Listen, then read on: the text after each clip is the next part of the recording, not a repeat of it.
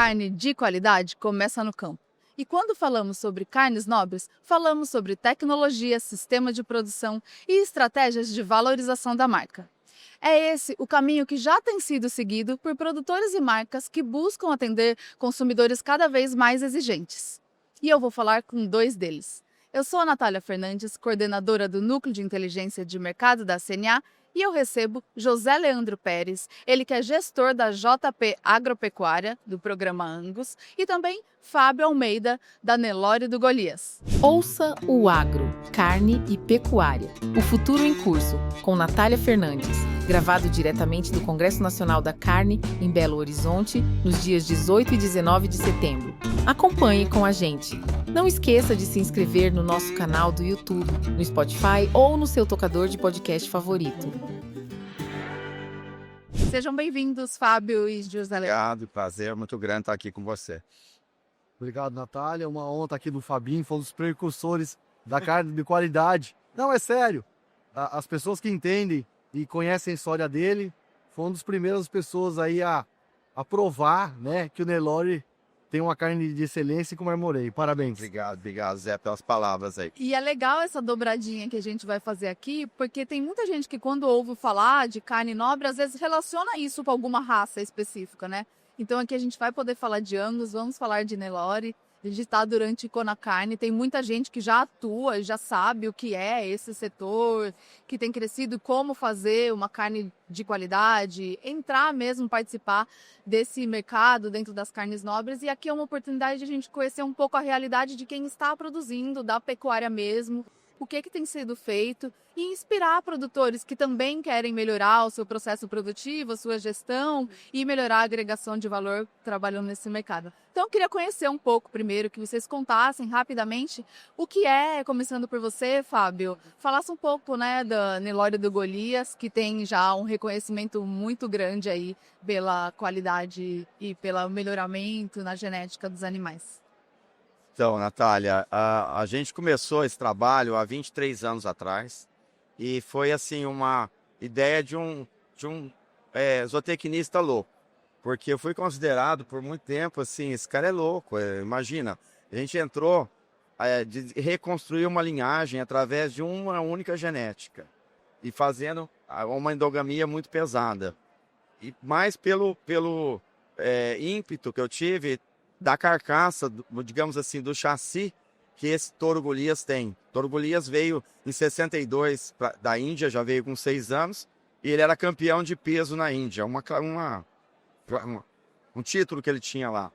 E a partir do chassi dele, a gente viu que era o chassi ideal, um animal largo, muito largo e muito profundo, e com racial perfeito.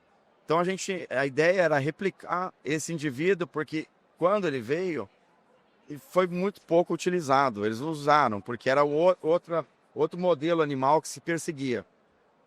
E quando descobriram que o Golias era realmente muito bom para esse modelo de chassi, ele já não dava mais sêmen.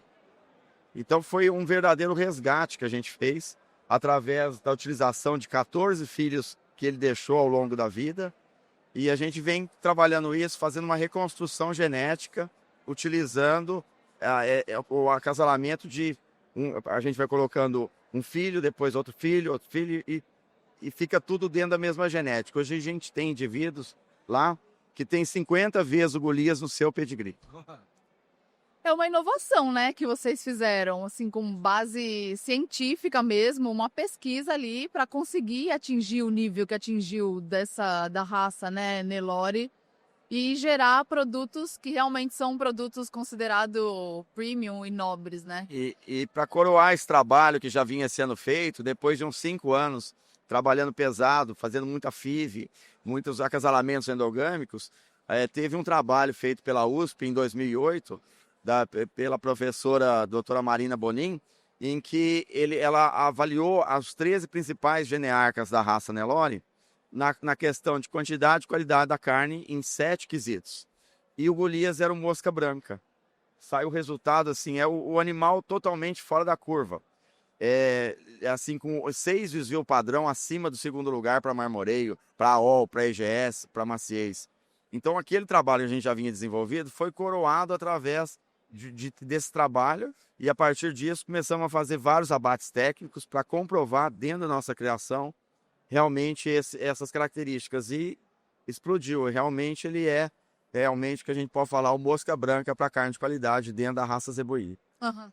Uma agulha no palheiro, né, Fabi? Isso aí.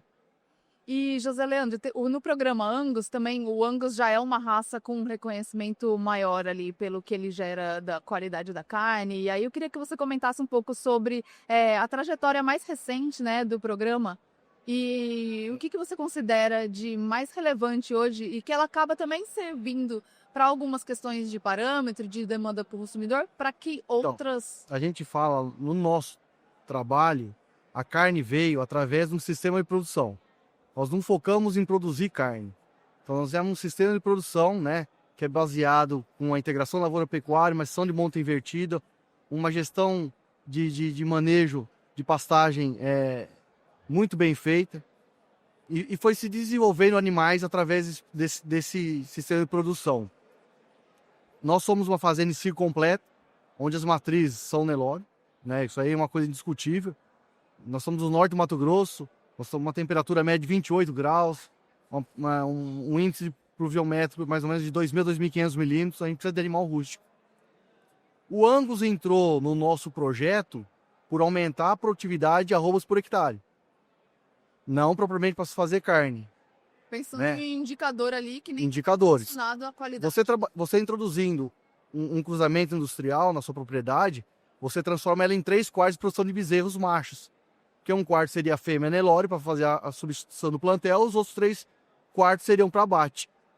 Então, assim, foi um processo que a gente acabou desenvolvendo, né? Essas fêmeas Angus foi destinada a um programa de carne Angus. E para onde nós mandávamos esses animais, a gente entrou num hall de 10% dos melhores produtores a entregar esses animais. Começou a sobrar, às vezes, alguma coisa que não caberia no caminhão frigorífico, acabava sobrando e a gente começou a bater para consumir essa carne. E aí começou onde eu compro, foi onde a gente tentou desenvolver uma marca de carne nossa. A partir do momento que a gente conseguiu essa marca de carne, a gente começou sim aí investigar os melhores, né, melhores genéticos, os melhores touros, o transformador de carcaça, separar o joio do trigo. E para nossa carne, a gente começou a avaliar animais acima de 6, 7 marmoreio, né? Uma raça de mais de 1.000 anos, então uma raça muito bem estudada, mais fácil às vezes do que o próprio Nelore de você achar indivíduos para reprodução do que propriamente o Nelore.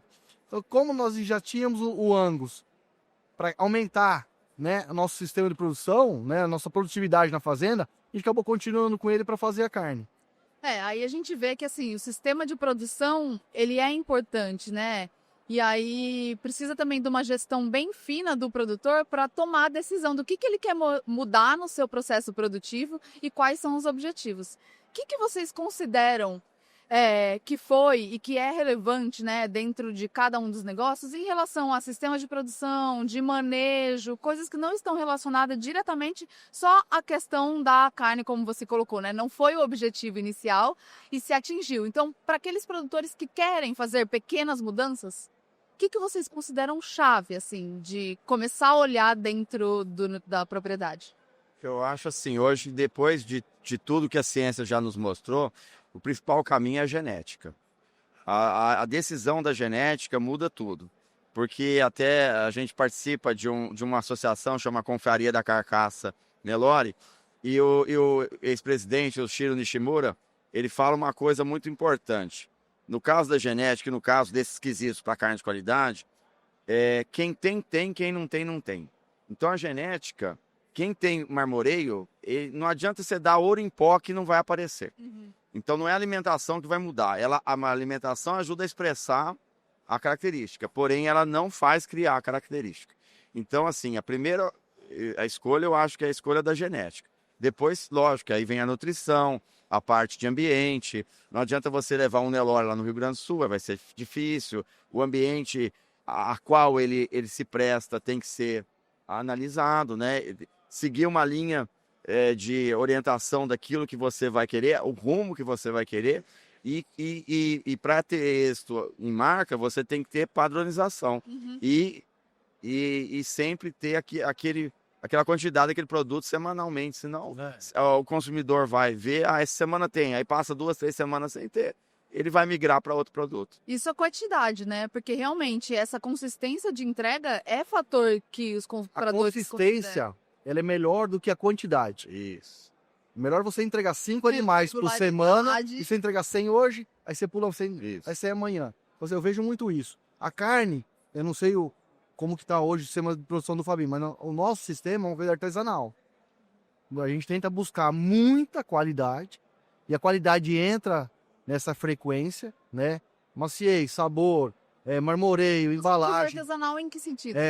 Oi? Você diz que a produção é artesanal em que sentido? Pouca coisa. É difícil você fazer uma carne de qualidade com um número grande. A demanda vamos falar assim, é difícil você conseguir ter escala.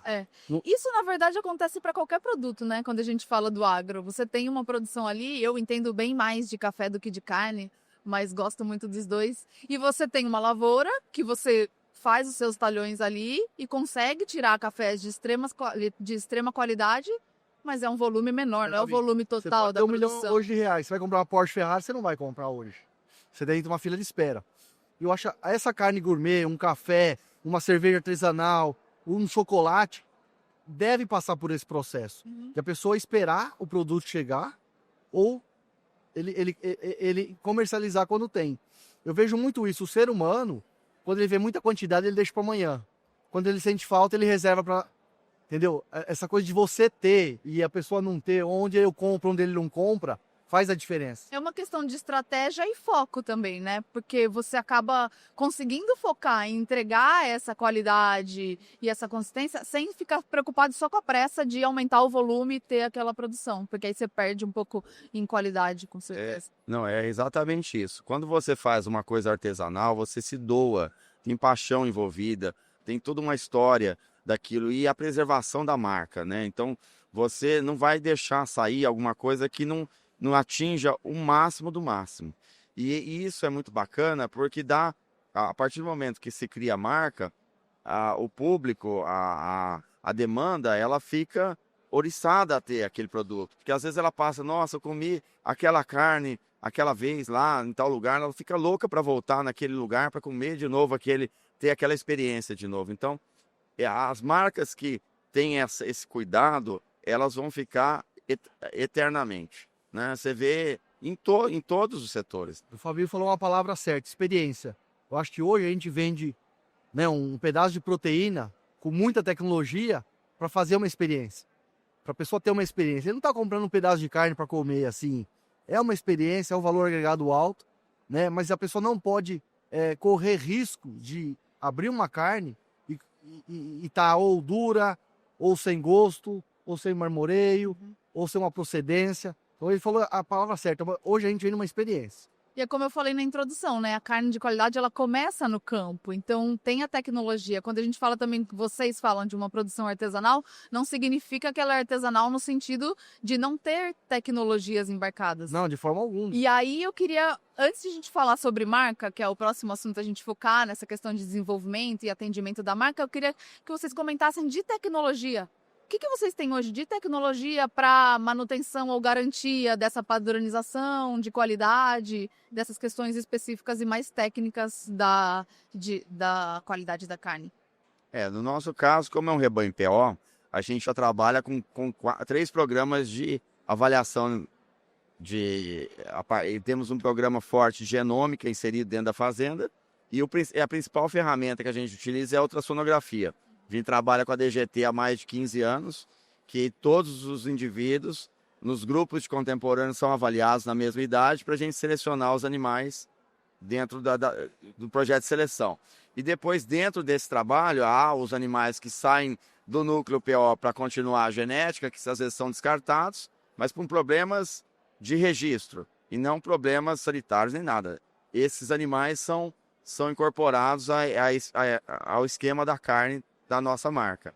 Então a gente utiliza dessas tecnologias e aí a melhor nutrição possível. A gente sempre deixa os animais sempre a pasto para não perder esse vínculo do sabor da terra, desse terroir que acaba passando da nossa região. Vocês ficam em São Paulo, né? Estamos em São Paulo, em Araçatuba. E, e a finalização, às vezes, uma suplementação de 1% peso vivo, mas sem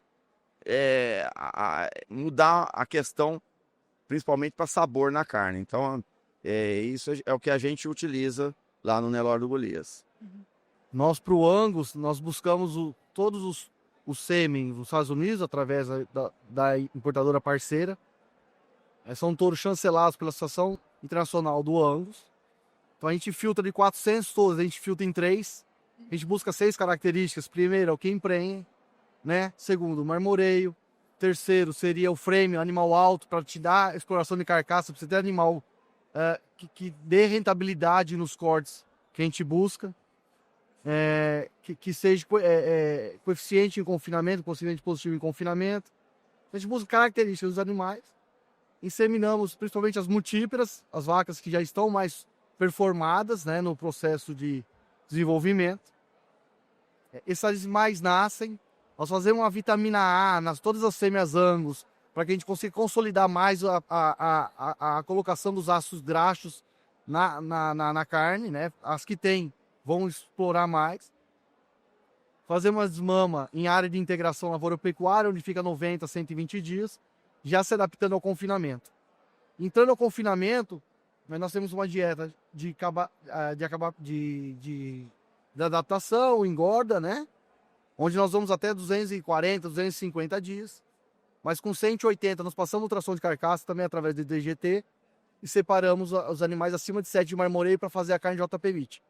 Então a gente tira o melhor que a gente possa tirar de melhor, né? Então assim, não é uma parte na porteira, não é uma parte porque tá bonita, porque tá gorda, porque tá pesada, não é. Então assim, a gente tenta identificar o animal por dentro, né, para selecionar esses melhores animais para a gente fazer a marca. Qual que é a participação hoje, assim, média, dentro do total que vocês produzem, que vocês Nós hoje consideram? trabalhamos com 25 a 30% dos melhores animais para fazer a marca da carne. Sim. E lá A gente institui... varia muito ou costuma ser ter uma definição dentro do... Reprodução não é matemática. Você entra em Na biologia. biologia não tem jeito, né? Tem ano que dá muito, tem ano que dá pouco. Os animais que vão para a marca no Nelore do Golias são animais que têm acima de 5 de marmoreio no abate. Entendeu? Antes do abate, a gente faz ultrassom. Aqueles que alcançaram os 5 de marmoreio, eles seguem para a marca Nelore do Golias. Abaixo disso, vai para o mercado commodity. E como que foi o processo de criação e desenvolvimento de uma marca, né? Porque também dentro dos setores a gente fala bastante sobre verticalização, sobre agregação de valor, às vezes por meio de uma verticalização, mas acredito também que nem todos os produtores têm um perfil para isso. Então, da experiência de vocês com a construção da marca, o que vocês avaliaram, né, para tomar essa decisão e acham que é bastante estratégico para uma decisão como essa, quando vai criar uma marca como... A gente até comentou aqui antes, né? O que é importante ali para a imagem da marca, para a conexão com o consumidor. Não, os PCs você tem que ter um bom produto, consistência, padronização, né? E assim, no nosso caso, aconteceu, não é que foi programado. Eu acho que do Zé também, Leandro, aconteceu, porque o produto, a partir do momento que a gente fez um teste, nossa, que carne extraordinária. Ué, peraí, vamos fazer mais. E aí entrou os abates técnicos. A gente fez 6 abates técnicos muito bem feitos. Aí vem os amigos, onde eu compro? E aí um puxa o outro. Quando você vê, você está com um produto que tem uma demanda muito grande e tem essa consistência, essa padronização. E aí a gente partiu para ter isso. A gente até tinha um volume grande, mas como é um negócio familiar, a gente chegou a ter 20 mil vacas produzindo os animais para a marca Nelore do Golias. Mas aí teve uma divisão familiar em que as fazendas, os outros sócios que receberam as fazendas, começou a ter propostas. As fazendas tudo tem usina dentro da fazenda, bem dizer. Não deu para seguir a questão de manter a marca da carne em volume grande. Hoje a gente está bem artesanal mesmo, servindo 1 ou 2 boutiques. Essa, assim, eu acho que primeiro é a confiança que você passa para o seu consumidor. A pessoa abrir a porta da casa dele para receber um produto, a gente sente muito, assim, orgulho disso. Você está trazendo Você está fazendo parte do alimento, né? É uma das coisas mais sagradas hoje, que é o alimento. E e a pessoa te dá essa confiança de trazer o seu produto para dentro de casa, eu acho que é o principal motivo. O segundo, a parte sanitária, né? Somos extremamente rígidos por isso. Então, assim, o frigorífico que faz parceria com a gente, quando a gente foi propor a fazer a marca de carne, ele aceitar e falou assim, ó, a primeira reclamação, porque é o telefone do frigorífico que vai atrás da embalagem, né? A primeira reclamação a gente para. Então, nós estamos com 5 anos. Até hoje, a única reclamação que a gente teve é que a carne está um pouco cara. Mas, em contrapartida, nós não tivemos reclamação nenhuma de sanidade, sabe? De gosto, de cheiro. Então, isso daí é uma coisa que é muito importante. E uma coisa legal do que a gente mexe é o topo da pirâmide em termos de alimento. É o produto mais almejado do mundo. E como uma frase que até o Roberto Barcelos falou outro dia, que eu achei fantástico, ninguém celebra, e a carne que a gente tem geralmente é uma celebração, um churrasco, ninguém faz churrasco quando está triste. Então a gente sempre está com um astral muito legal das pessoas. Então, assim, eu acho que a marca ela não pode, em momento algum, vamos falar, se travestir e perder a sua originação. Porque, assim, criar uma marca é uma vida. E destruir ela num dia. Sim. Entendeu? Então é isso que eu acho que é melhor, o que o Zé falou. É melhor você ter a qualidade sempre e, às vezes, não ter a consistência, não a consistência, de ter sempre aquele produto. Mas, assim, quando tiver, que tenha, no mínimo, essa combinação. Assim. Já cheguei a falar não para uma venda, porque o produto ainda não estava maturado. Eu não vou queimar o produto. O dinheiro não pode vir à frente da qualidade do produto. Uhum. Essa padronização. Então, assim, a gente padroniza alguns cortes com tantos dias de maturação para entregar. E tava menos. A pessoa, não, eu quero, tô precisando. Eu falei assim, hoje eu não tenho. Depois de amanhã eu tenho, mas depois de amanhã é tarde. Eu não tenho. Então, isso não pode passar pela sua cabeça. Aquela venda que pode ser independente do valor, ela não pode passar eu falo assim, o padrão de qualidade, sabe, os processos. Uhum. Quando você tem a marca, acaba que parece que até aumenta a sua própria responsabilidade, né? Lógico. Por esse vínculo que você tem com a marca e não querer realmente queimar a marca. Então você fica realmente especialista ali e lapidando cada vez mais, porque você sabe que tem confiança e o reconhecimento. Eu não do sei o consumidor. Fabinho, mas assim, a gente entrega a carne congelada. Pra gente não passar o risco de acontecer alguma coisa com a carne durante o processo. Não, a carne tá cheirando a carne, mas qual que foi o processo de armazenamento dessa carne? Então eu entrego ela congelada. Muita gente não gosta, mas a carne congelada para nós é uma segurança. Isso aí.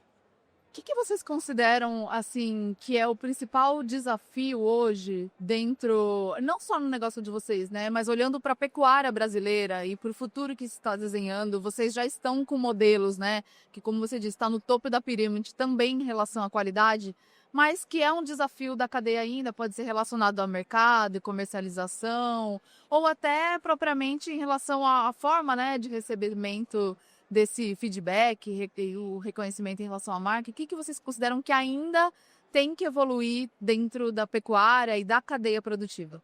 Eu acho que no nível de frigoríficos, de tudo, é valorizar mais esse produto. Coisa que eles, na verdade, os frigoríficos usam para ele, né?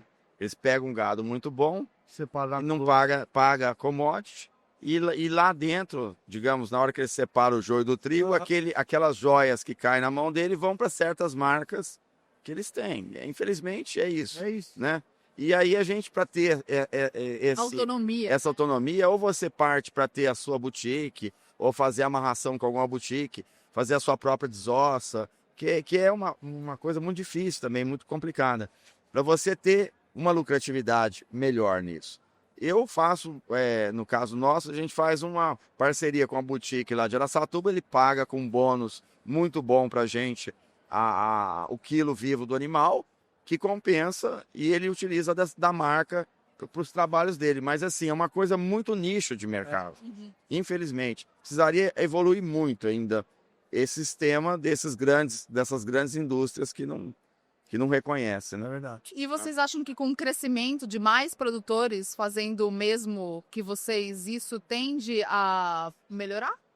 Então, eu tive agora, semana retrasada, no Texas, assim, e você tromba em fazendas que tem o seu próprio abate. É menos burocratizado você fazer isso daí. Tudo tem lojinha, camiseta e carne. Lojinha, camiseta e carne, entendeu?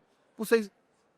Aqui eu vejo os Eles produtos... têm esse hábito em todos É, os modelos de negócio, né? esse negócio, entendeu? O americano, ele não viaja pro mundo, ele viaja no país dele. Então toda hora é um trailer, é isso e aquilo. O movimento é muito grande. Americano conhece 3 estados só, né? Ele fica muito setorizado, ele não sai para fora, a grande população. E esse turismo é interessante, né? Quando você tem a imagina oportunidade de aqui, conhecer alguma coisa próxima da região. em São Paulo, assim, minha irmã até mexia com vinho. E o quanto que tem de vinícola em São Paulo hoje, para você conhecer, ter a rota do vinho, ter isso, ter aquilo. Eu vejo daqui uns anos acontecer isso com a carne.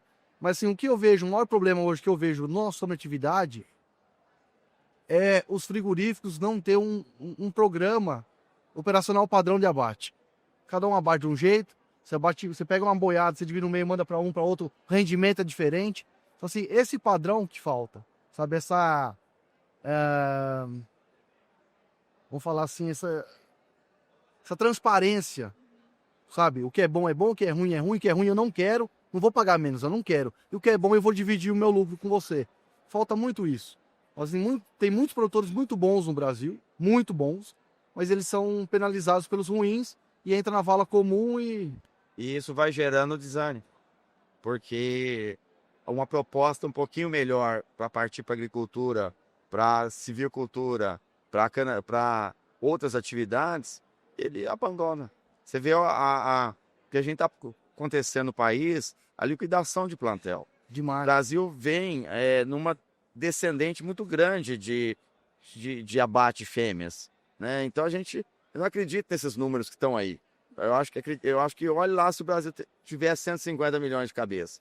Mas Também é menos do que eles falam. eu não acredito em 200. Mas enfim, e é uma tendência mundial, porque o produtor da pecuária commodity, vamos falar, está cada vez mais desanimado, porque faz 3 anos que a arroba do boi não muda. Quem que aguenta com tudo subindo? Então é muito difícil você se manter. Ou você procura esses nichos de mercado, igual a gente se acertou aí. Eu mexo muito com genética, que é o principal carro-chefe do nosso trabalho, é mais a genética em si do que a carne. Porque senão você sai da atividade. E é o que acontece. Quando vocês comentaram que tem um reconhecimento, coloca a carne na mesa do cliente, a gente vê como isso é gratificante, isso dá combustível para continuar no negócio. E vocês comentaram sobre esse desânimo, às vezes, de produtores pecuaristas mais tradicionais. Isso acontece em qualquer cadeia produtiva também. Mas às vezes falta um pouco disso também, né? De cada um identificar uma potencialidade ali, seja ou na sua região ou no seu negócio, para que ele consiga ter uma renda melhor, né? Tipo, conseguir uma eficiência produtiva melhor, também um pagamento melhor por parte da sua produção e meio que um propósito ali no que ele está fazendo. Eu vejo que assim, sair da zona de conforto não é fácil, né? Mas um outro problema da pecuária é que geralmente a pessoa tem a pecuária como segunda fonte de renda. Então comércio, fonte de renda, comércio, fonte de renda. Quando você pega a pessoa que vive realmente da pecuária... Você olha a conta só daquela atividade. aí você tem que fazer o trem andar.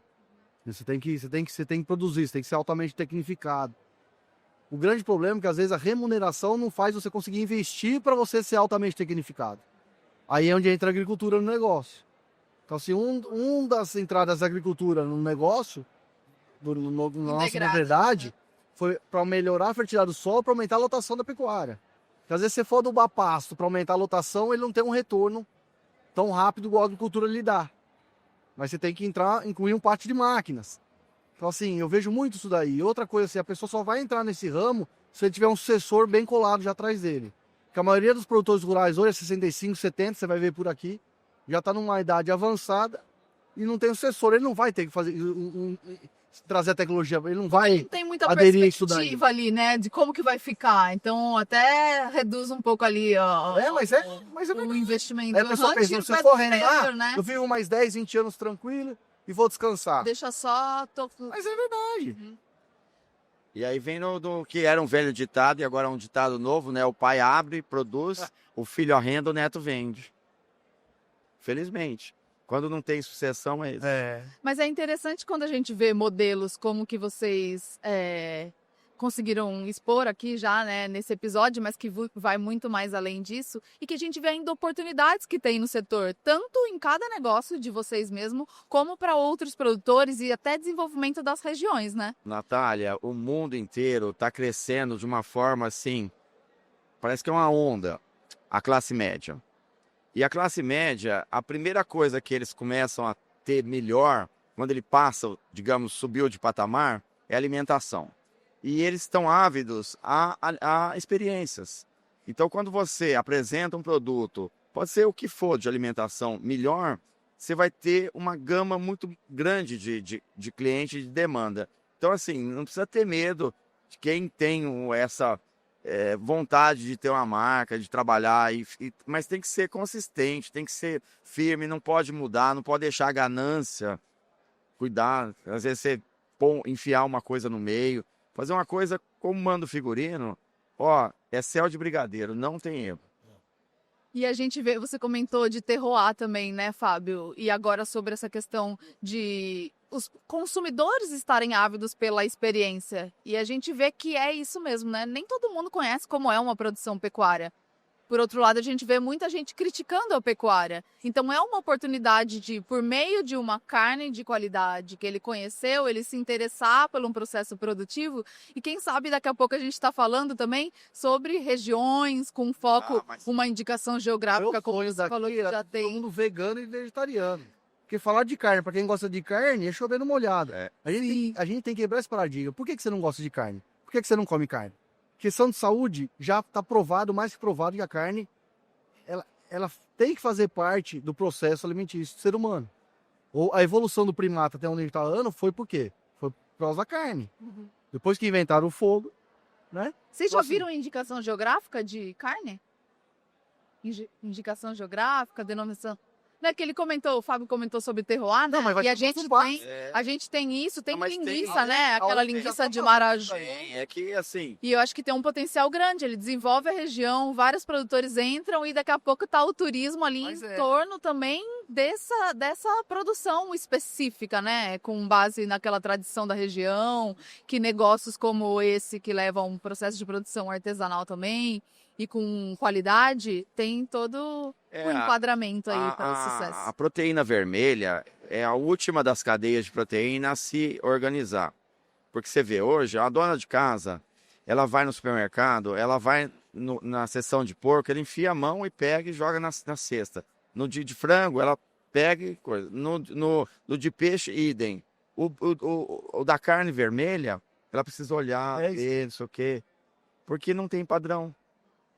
É uma dificuldade muito grande. E as marcas que começam a ter força, elas têm porque elas têm padrão. Muitas das marcas que existiam na carne vermelha viraram, né, um produto que ninguém quer mais. E eram grandes marcas. Por quê? Porque perderam o padrão. Então isso tem que ser uma coisa que o pessoal tem que ter esse cuidado. Então, o consumidor hoje, você não pode enganar ele de jeito nenhum. E esse problema das grandes marcas era acabava enganando os consumidores. Porque assim, você imagina você esperar aí 10, 15 dias fazer um churrasco. Aí você vai comprar um pacote de carne, faz todo aquele alvoroço. Aí você vai lá, não é aquilo lá. E aí?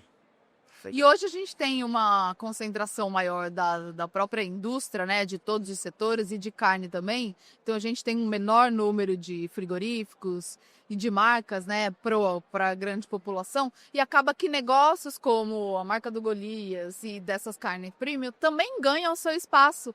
Porque como você colocou, se há um desafio encontrar uma padronização, mesmo que seja um valor elevado, muitas vezes o consumidor passa a estar disposto mesmo a investir um pouco mais, porque ele sabe que aquilo tem qualidade, que tem aquela padronização, e aí acaba gerando uma oportunidade. O valor deixa de ser escolha. Exatamente. Entendeu? O valor deixa de ser escolha. Bom, gente, o bate-papo tá ótimo. Chegamos ao final aqui desse episódio.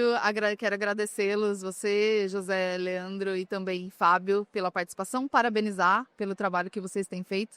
Foi uma satisfação muito grande e essas informações compartilhadas, e a gente sai aqui com essa visão positiva também de que tem espaço para crescer, de que quem sabe vem uma indicação geográfica, o desenvolvimento aí de mais produtores buscando essa excelência em produção. Um grande ponto positivo que a carne faz você conhecer pessoas. É isso aí. Eu acho É um grande trabalho que o Leandro desenvolve aí. E outra, parte do gado dele também tem Nelore, né? Não, isso que a gente fica contente. Tem que ser, não tem outra opção.